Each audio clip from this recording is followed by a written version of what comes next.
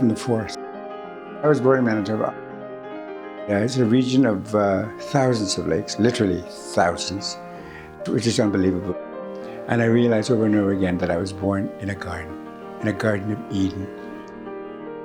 We were nomadic people. My father was a world championship dog sled racer.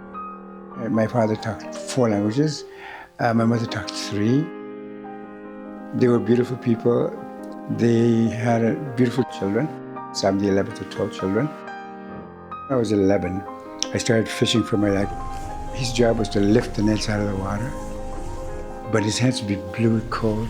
He would say, yes, if you go to school, my son, you won't have to work like this when you're older. In our tiny village, there were no schools. So in order for us to get an education, we had to be sent away from home. In my case, 600 kilometers south to the nearest school in the Paul, Manitoba. And I learned my lessons. I loved learning. There was a piano in the school, and I'd sneak into that room. I wasn't allowed into it at first until they found out I could make my own music. And I became a pianist against all odds. By the time I was 20, I was in London, England, studying the concert pianist. My brother started experimenting with dance by age 35, which is when he died. And the first thing a choreographer needs to fulfill his art form is music. He knew that, of course, I had music in my blood. So I put this knowledge to work and I started writing music for him. We were doing experimental type shows, experimental type dance. Celebrate the earth you walk on, which had large elements of performance art to it, so that in that spirit I would add language to the scores.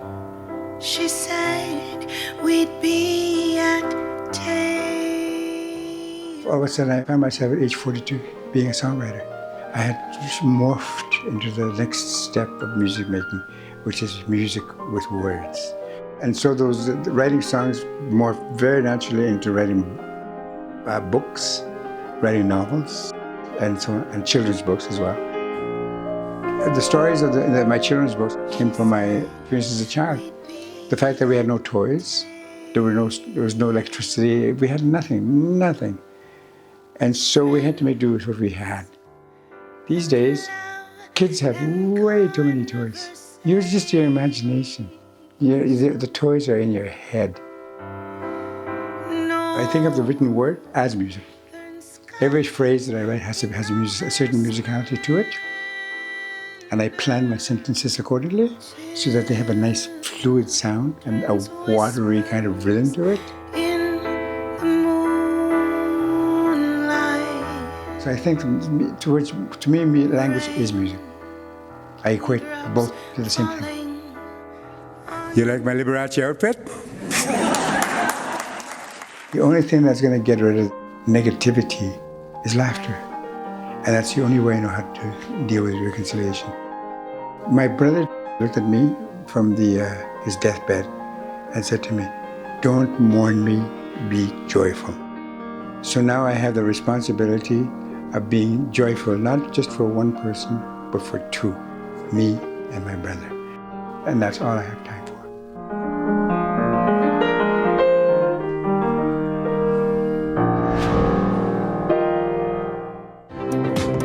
Library and Archives Canada is the custodian of the 5th largest collection in the world.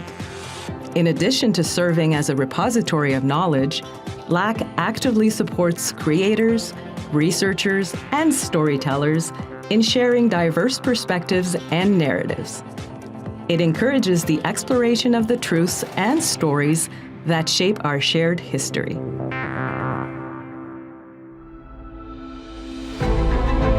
The Library and Archives Canada Foundation supports Library and Archives Canada's essential work in preserving and promoting knowledge and the understanding of our history and the cultures that compose the tapestry of our country.